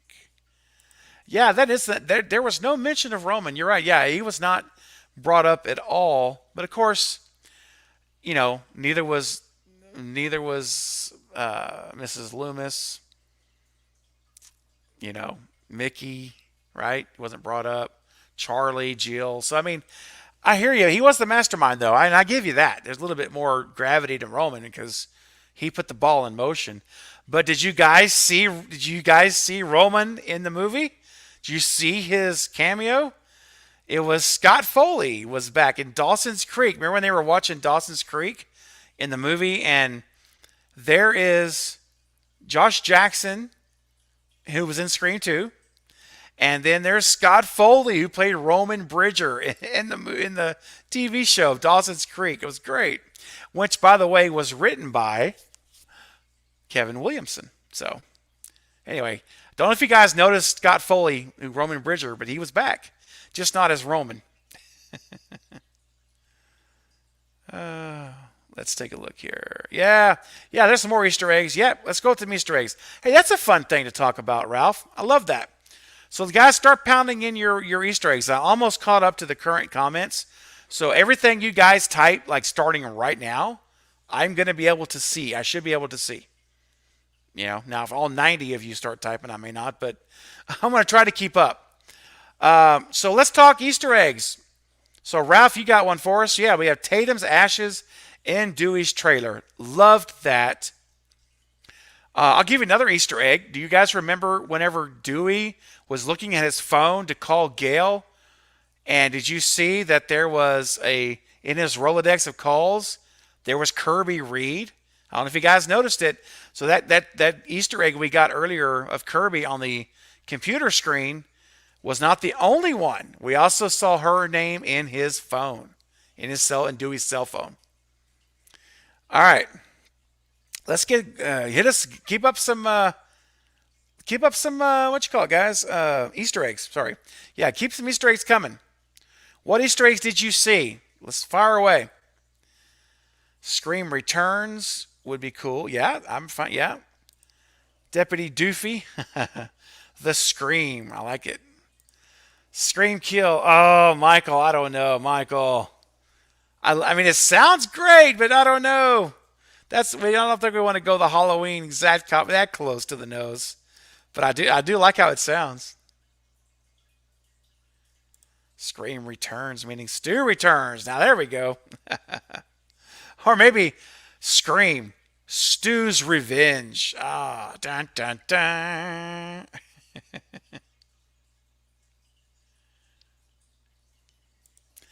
Hey, Andrew. Yeah, that's all right, man. Thanks for coming late. It's all good. So, yeah, we talked about Stu quite a bit earlier in the live stream tonight, and quite a bit, actually. So, when this live stream is over, I thought I would encourage you to watch the replay and then comment in the video, all right? So, whenever, leave me a comment on the actual video replay in the comments section down below so we can talk about it. But, yeah, we did talk about it, and I'll tell you the short version now, and you can watch the replay, but basically, that just because he was not in this movie does not mean he's not coming back. And I believe stronger now that he will return than I did before this movie came out. So that's the sum of what I said earlier, but there's a lot more reasons why. So check it out when you get done. Check out the replay. Party Goose. Richie ate so much pizza on surprise. The carbs, right? He didn't have a sugar. All the carbs, he had to get him a sugar crash. Let's see here. Hey, Marshall, it's all right, man. It's okay. I'm glad you're here. We got 20 more minutes. I have a hard stop tonight. I normally don't have a hard stop. You guys know I usually go 2.5 hours easy. And I hate to cut it so short tonight because there's like almost 100 people here. And so we're hitting our highest numbers of the live chat right now, which makes sense. People are off work more now. But I do have to stop at 7 p.m. Central. But guess what? More live streams are coming. I got one coming on Saturday. I've got one planned for next week. And you just never know. I may just jump in and give you guys an hour's notice and say we're going. So you just got to stay tuned. Make sure you have the bell notifications on my channel after you subscribe because you don't want to miss it. It could happen with literally minutes notice that I'm going to go live. All right. Yes, Julian. Yes, sir. It probably was the same hospital Stu recovered in, although there's a high possibility with that being such a high intensity situation that they could have taken Stu to a hospital outside of Woodsboro. That also could have been possible too. All right, let's see what you guys got here. We got some good names here. Scream the sequel. Scream again. Scream ends. Oh, Michael, you really want him to go the Halloween route, brother. I'm feeling you here, man.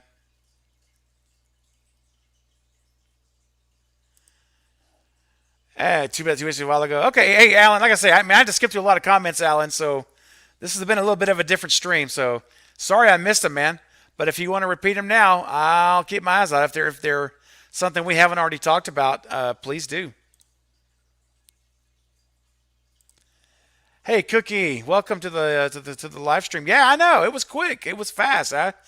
It was kind of like a bang bang. Whoa, I wasn't expecting that either. I thought that we'd get a little bit more separation between the two. But yeah, they were there to take care of business and let it rip.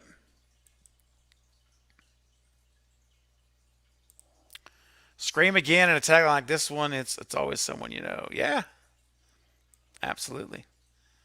My apologies, Xanadu. my apologies. I have a tendency to say man like when I'm talking to pretty much everybody, so it wasn't meant to be taken deliberately. But thank you for letting me know that. No, I do appreciate it.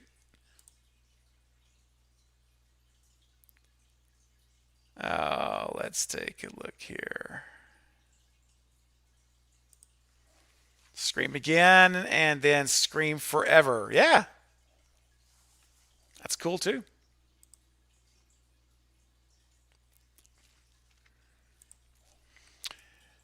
Why do we have to wait a whole year? Listen, honestly, guys, if we have to wait just a year, that's great because it's entirely possible we'd have to wait. It could be 2 or 3 years, or easily. So I hope it's only a year. I actually hoping it's the fall of next year. I want fall of 2023. I hope they announce that Scream 6 is greenlit in the next 3 to 4 weeks. Let's say 2 to 4 weeks. Once the box office numbers really start closing down and we see the numbers, we get the announcement and then bang, coming fall or winter 2023. Scream 6, or not 6, but Scream whatever. Yeah, Denisha, you better believe it. Oh yeah, yeah, it's an honor. That was brutal.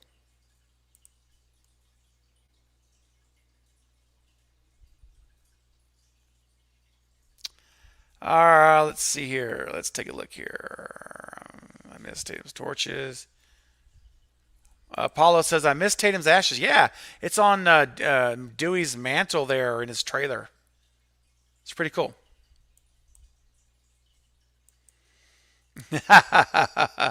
Hey, Mr. Zombie Joe. Touche, brother. Yes, she did. Yeah. So here, that's another thing too. We haven't even touched on, at least I haven't. You guys may have had in the comments earlier that I missed. Yeah, we got all kinds of parents out there.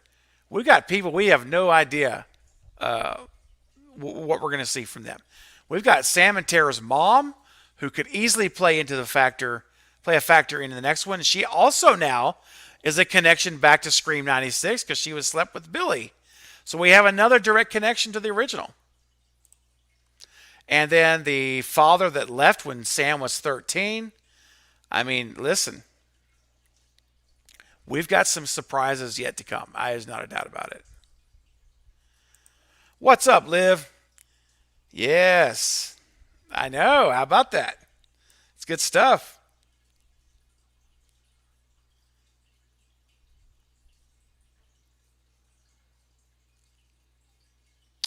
What's happening, Hugh Jacks? Welcome. What an movie. I saw it 4 times. Oh, nice. I have to say, Amber's amazing. Okay. All right. Well, and like I say, I didn't have a problem with Amber once she was revealed. Okay? That's the best way I can say it now. And even just tonight, talking through this with you guys has helped me to kind of like massage this out even better. So I think she was a great Ghostface. I just didn't think she was a great character. And anything, in other words, pre-reveal is what I didn't like about Amber. And that's not her fault. It's the writer's fault. But I do think that once she was revealed, she was great. She played it. She was absolutely in her wheelhouse. What's up, toddler mommy? In Southern California, you can drive 1 to 2 hours to be at the beach, in the desert, or in the mountains. So yeah, there you go. So that's great because I'm in Texas, and you guys, if anyone of you ever been to Texas, you could literally drive 12 hours and be still in the state. So that's good to know. So there you go. I mean, it's entirely possible Richie drove from Modesto to Woodsboro and back. Yeah. All right. Let's see. Who else? Who else do we got here?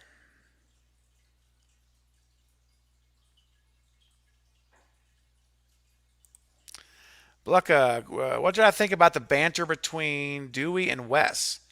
Did it leave me wanting more between them? Oh, it could have been really fun, actually. Yeah, I liked it, and especially with Dewey's Dewey's comment where he's like, you know, that cut deep. That's the reason why. It was like that's so great. Yeah, I thought it was great. It left me wanting more. It did, and that's why I wish Wes would have been around longer. I wanted Wes. Look, kill Judy kill her when you killed her. Okay, cool, but don't kill Wes in the house. Let him find his mom, and then let him be staying with Chad or so. You know what I'm saying? I would have loved to see Wes stay to the finale. It would have added us. It would have given us another suspect that we would have been suspecting for Ghostface. And if you're going to kill Wes, kill him at the end. But again, I understand if you don't kill Wes Radio silence is not able to give the whole For West banner up. They can't have the For West toast inside the movie. So I really think that a big reason Wes was killed was because they wanted to do more than just put a title card at the end of the movie, which they did, and I thought was great. But they wanted to honor Wes inside the movie itself, actually calling him out, giving him a toast. So, but I still wish he would have lasted longer. And yes, that dialogue would have been great.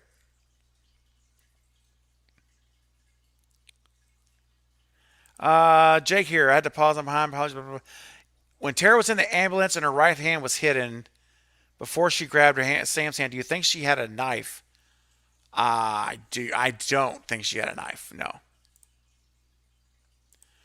Hello, Eric. Good Theories Craven. Hi, I'm from Colombia. Welcome, Eric. I'm so thrilled that you're here. Thank you for finding my channel or finding this live stream if it's your first time. And if it's a repeat, then welcome back. But thank you so much. Appreciate it. This doing what I do here on this channel, guys, I do it to interact with you guys. I do it with y'all. If you guys weren't here, this would be no fun. All right, it would just be me talking to myself, and I can do that off camera. So I appreciate it. Welcome from Colombia. Man, you guys are from all over the place. I love it. Ireland, New Zealand, Australia, UK, Colombia, Ecuador last night. You guys just blow me away. Any Angelina Scream 3 Easter eggs? Nothing that I can recall right now after 2 views, no. But as far as I'm concerned, it is resolved. But I know what you're saying, Matt. Like, do we have like that, like the Kirby type of concrete? No, didn't see any. Let's take a look here. Yeah, Vince Vaughn is Stu. That's great. Yeah, did you guys notice that on the credits? That's a great another Easter egg.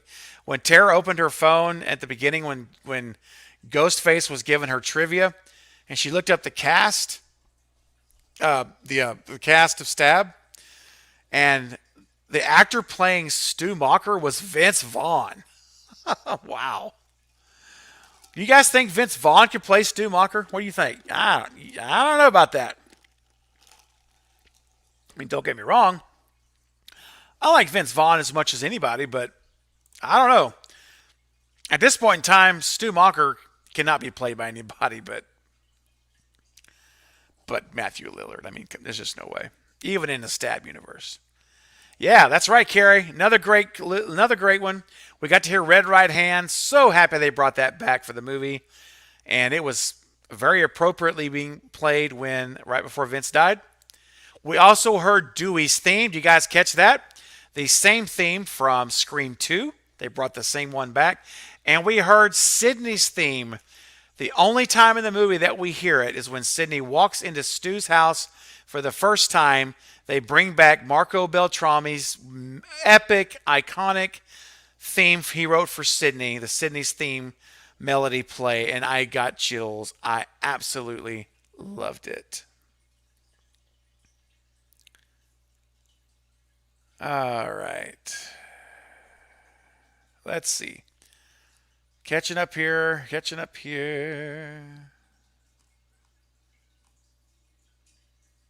Alrighty.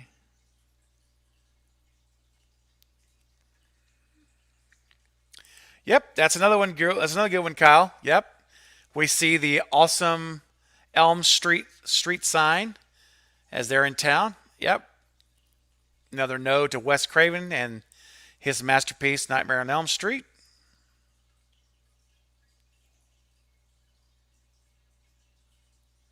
All right. Did anyone catch Sam's name? Not only Sam Carpenter off John Carpenter, yep, but her real name would have been Sam Loomis, yes. Yes, that's a great catch. Love, still, even now, we're getting all these callbacks to Halloween. All right, Ralph, now you're speaking my language, brother. The return of Stu Macher, yeah. Savage. Who's your favorite new character? Okay, favorite new character that died? Richie. I'm going to start picking up my pace. We got 7 minutes. Favorite new character that died, Richie. Favorite character still alive? Probably, it's right now, it's pretty even between Tara, Sam, and Mindy. Those would be those three. Chad would be last. Yeah. I'm going to try to start picking up the pace here as we start to wrap up. Michael Garcia says, can we please have Kevin Williamson write Scream 6? You know, I proposed that on a stream I was on a couple days ago. I love the idea, but I doubt they're going to disrupt the flow that they've started and they've established with Guy Busick and James Vanderbilt. And listen, if Scream 1's Scream 5 is working as well as it is, they're not going to fire the writers. It's not happening. This is going to be a return of the creative team. So we're going to have Radio Silence back, which I'm happy about. The only person I would want directing a Scream film right now, other than Radio Silence, would be James Wan, and his style of filming a horror movie is masterclass level. It's exceptional. But having said that, Radio Silence did a great job. I was very happy with how they filmed this movie. I thought the cinematography was great. I had no complaints with Radio Silence or the writers. But keep in mind, though, Michael, that Kevin Williamson had script consultant. Was a script consultant. Goodness, on this movie, and he gave feedback on the script. So he did have his hand in it. So I believe that it will be the same. I guarantee you they're not doing Scream 6 without Kevin Williamson executive producing it. And I highly suspect he will be also giving script consultant, give script feedback. Can't get you guys say that 10 times. All goods in it. Yeah, awesome. Great. Appreciate it. Let's take a look here. Yeah, that's right. Yeah, Shelby. That was a misdirection in the trailer, because we have, Sydney talking to Ghostface, and it's, hello, Sydney, it's an honor. Like, oh, you dirty dogs, y'all mistreated us. Not mistreated, but misdirected us on that, and had Amber saying that to Dewey. Yeah. At the top of my lungs. The cure of Ghostface. Scream, final chapter. It all ends today. Yes, that's great. Oh, now this is interesting, Matthew. What if the next Scream is a prequel and goes back to when Sydney's mom is alive? Whoa, now that would be revolutionary. I just don't think that's going to be the case. They've laid so much groundwork. Radio Silence has been so forthcoming, I guess is the word, with their plans for Sam being the new, kind of taking the new story with Sam. But I love the idea of a prequel, Matthew, and I absolutely 100% would love to see a prequel done. I would love to see it done, and I hope it gets made one day. Jimmy, what's up, Jimmy? Stu is definitely going to become the ultimate mastermind behind all the you can take to that bank, my guy. Yeah, I'm with you. Let's go. Oh, and just in case you need a little refresher, bam, baby. That's what I'm talking about right there. Oh, yeah. All right. We're going to go about another 5 minutes, and I'm going to be out of here, guys. Let's see here. See, Ernie says, I think Amber's growing on me. She should have had her motive as a below girlfriend type. Yeah, I know. I just wish Amber would have been written better. That's what I'm trying to say. All right, that's what I'm trying to say. If they just would have written her better pre-reveal, I would have loved it. She was too on the nose. I just didn't like her being so on the nose. That was the biggest thing. Yeah, Samara Weaving. Oh, she rocks, man. Hey, they've already worked with her in Ready or Not. So there's going to be new cast members coming. Of course, most of them will all be killed. What's up, Neil? Yeah, I hope we get an extended code. Yeah, I mean, Neil, I know we were chatting about that a little earlier on direct messaging, and yeah, I'm with you, brother. Oh, good. Xanadu, you made my day. I'm not alone.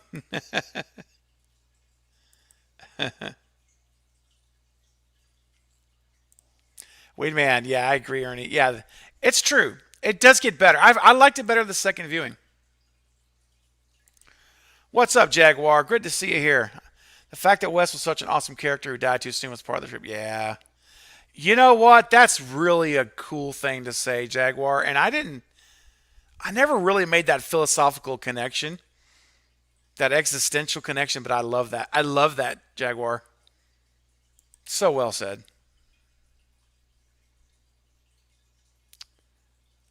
Let's see here. I'm just looking here for a couple more I can squeeze in here. Oh,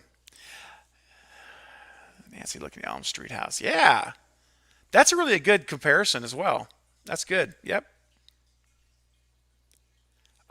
Something else um, that I want to say is in Scream 6, I want to see Radio Silence go ahead and push the envelope and give us three killers. Or give us a mastermind. I want to see more than just two. I do. I really want to see that. I want to see that for 6. Here's another Easter egg. Valerie says, did you notice Tara hit Richie with the phone? He went on to say that famous Stu line, but was cut off. Actually, yes. She did hit him. She had that phone in her hand when she was trying to hide in the hospital. Yes, I do remember that. I'm just remembering the scene. That was great. uh, what's up, Reagan? Glad you're here, man. Watch Scream 5 the third time. That's awesome. So tell me, man, how do you feel about it after seeing it the third time? Is anything changed? Or do you still feel like the way you did after you saw it the second time? What's up, Courtney? My husband was listening and watching as I was washing dishes. I told him that it should be Scream. Back to the past because the mom hasn't been shown yet. Yeah, I know. That's true. Yeah. The interesting point, Courtney, is does Sydney know Sam and Tara's mom and doesn't know she knows her? That's a really good point as well. Yeah. What's up, Brandon? I have a feeling in Scream 6 we'll see Sydney and Gail, but in the same way we did in Scream 5, I also think we'll see definitely okay. Oh yeah. Absolutely. I love it. Love that. Alrighty, let's take a look here. Hey, I've heard a lot of things about Yellow Jackets. I haven't watched it yet. I'm gonna have to check it out.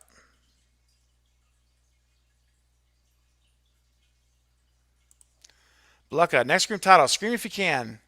Have Stu and the cult come back so you can have all survivors come together from all movies. Wow, interesting. All the survivors from all movies. Wow, that would be great.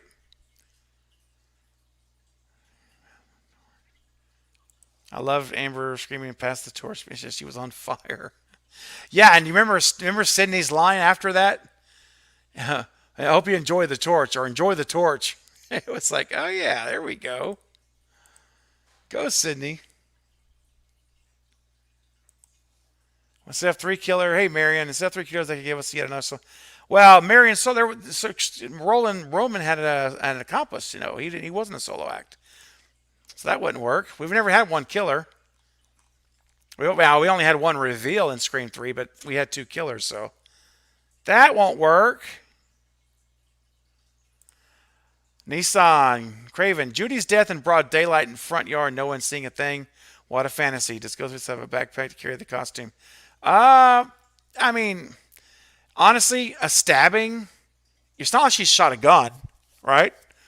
This is a small town sleepy looking town. In fact, even when you looked at the houses in the neighborhood, even when the cops were there, there's like nobody around. Did you notice that? Like there's the officers are there, the paramedics are there, but there may have been a few people looking. I mean, maybe there were. Don't remember there being a lot of people around. So I don't think that was really that out of the realm of reality. Not for me. No. I mean, yeah, it was a daylight kill in the front yard. It's bold. And sure, someone could have been driving by. That could have happened. It was extremely risky. I'll give you that. But I mean, Judy wasn't sitting there wailing either. She wasn't screaming. She wasn't like screaming at the top of her lungs like bloody murder. And she's being stabbed, so it's quiet. She's not being shot. So I didn't have a problem with that. I thought that was okay. I didn't think that was out of far fetched at all. Alrighty, guys. Let's see. Is there one more question? One more. This is it. I mean, there's still 76 people here, and I love that. You guys rock. You guys are superstars. Everyone that's here, and I hate to cut it, so I hate to end it when there's so many people still here. But I just gonna have to do it just for tonight. But we have gone 2 hours, so hey, it's not like it's been short. Let's see. All right.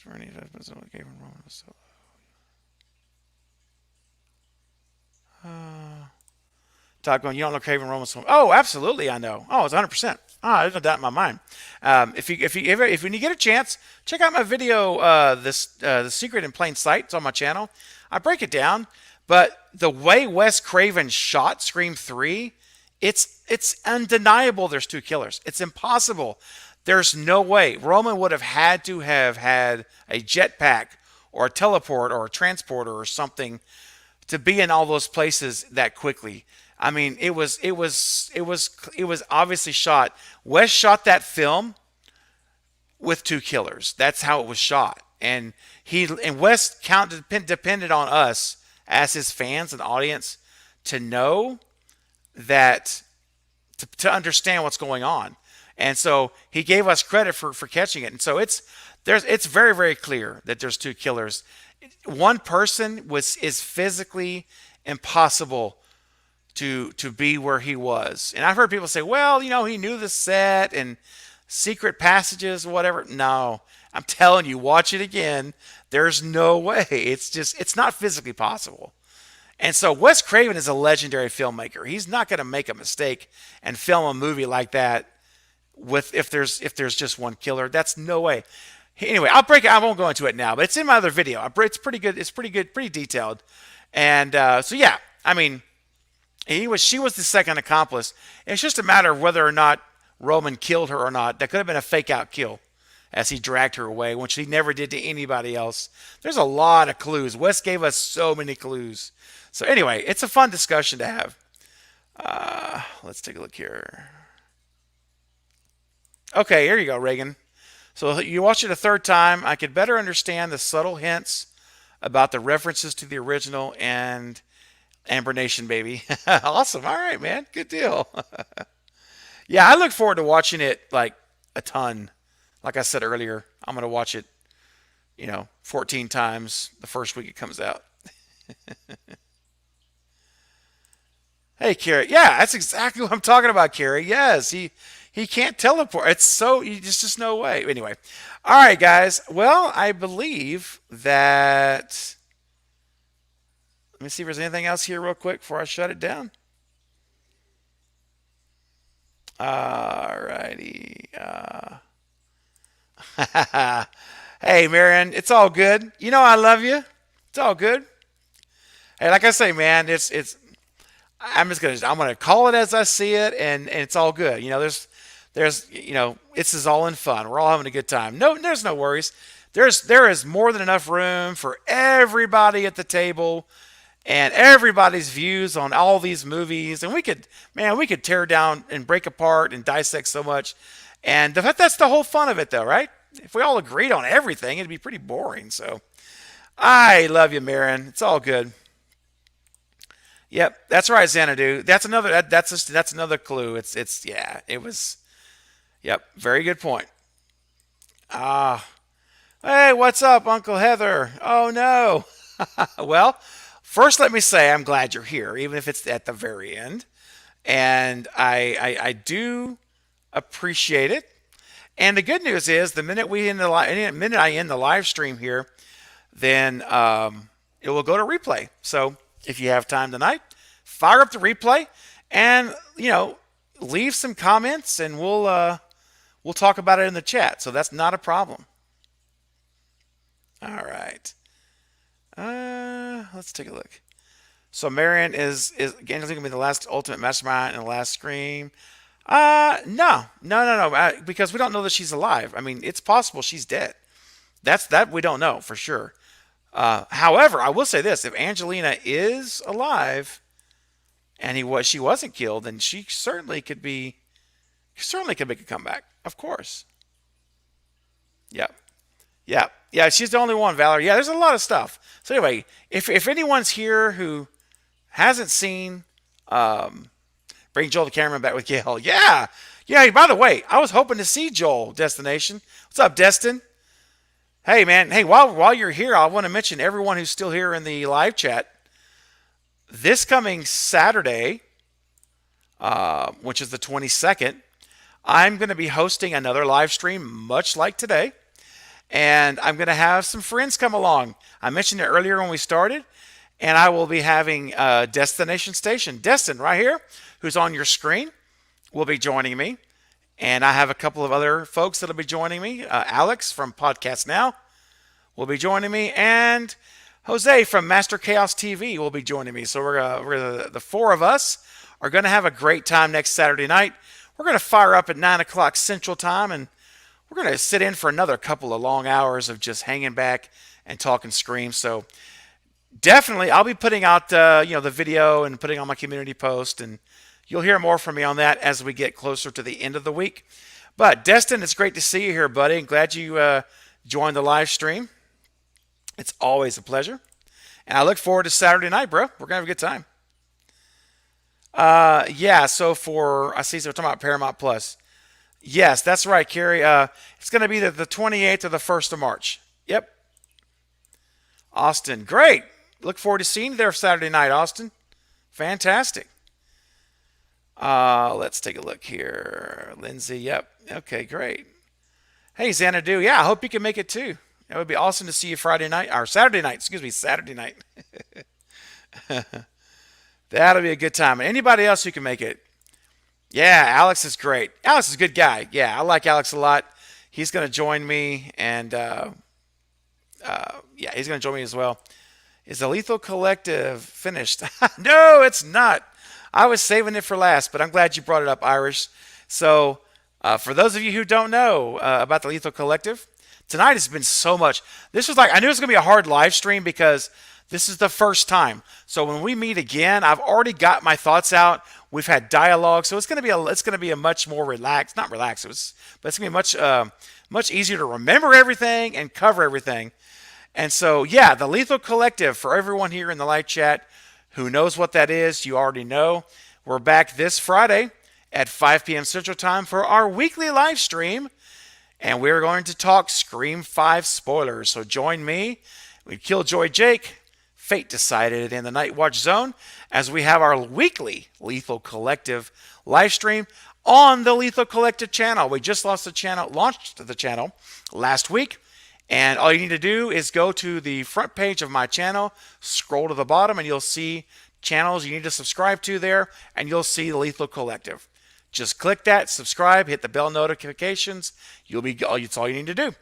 So yes, Irish, we are coming back Friday, 5 p.m. Central, for the Lethal Collective spoiler Scream 5 discussion. So thank you for bringing that up, because it did slip my mind, and I would have been very remiss had I not got that out tonight. So thank you. Hey, Destin, I'm excited for you. I'm excited for it. Well, it's going to be a good time. Lydia and Bubba in the house. I will be there. All right, Lydia. Fantastic. You know I love it when you're here. Always. Conrad's going to make it. Great. Awesome. Alan says you're going to try to make it. Perfect. Well, you know what? We're getting ourselves a nice little party list for Saturday night. I'm loving this. All right. That's awesome. Hey, Alan, thanks for that, man. I appreciate that. Well, we really try to be, and as you guys all know, all of us in the Lethal Collective, we're friends. We're friends offline. We talk on the phone. We text, and none of us have a tolerance for toxicity and rudeness and drama. We just cut it out and block it out right away when we see it. So this is a safe place, Alan, and I appreciate that comment. That means a lot. It means a lot to know that you guys are comfortable being here, and you don't have to be worried about being torn down, put down, disrespected because of your view is different than mine or different than other people in the chat. Every one of us here are in the community of Scream, and the horror community is a greater size community. And I have said it before, and I'll say it again.